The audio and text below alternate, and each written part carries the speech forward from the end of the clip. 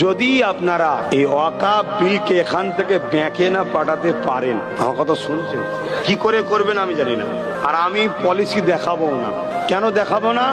আমি পলিসি দেখালে আমার উপরে অসুবিধা আছে। কথা বুঝে আসে? সব দুনিয়ার ক্যামেরা আমার দিকেই থাকে। কথা মাথায় ঢুকছে না? ঢুকে না?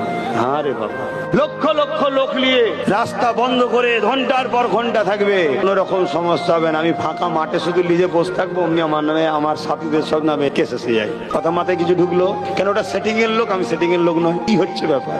যদি ওয়াকাফ বিলকে এখান থেকে বাতিল করাতে না পারেন, কি করে করবেন জানি না।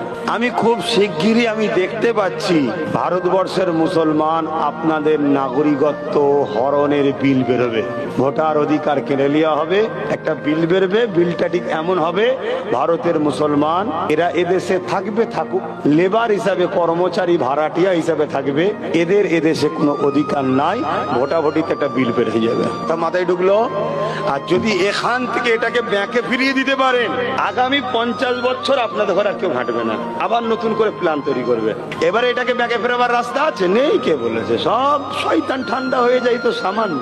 আমার কাছে সব পলিসির ওষুধ আছে, কিন্তু সে প্রয়োগ আমি আমভাবে দেবো না। কথা মাথায় ঢুকছে না? ঢোকে নেই। কেন? আমার জাতের ভেতরেই তো একদল আছে কি এক্ষুনি ঠান্ডা করে ঢুকে যাবে, ঢুকে যে বলবেন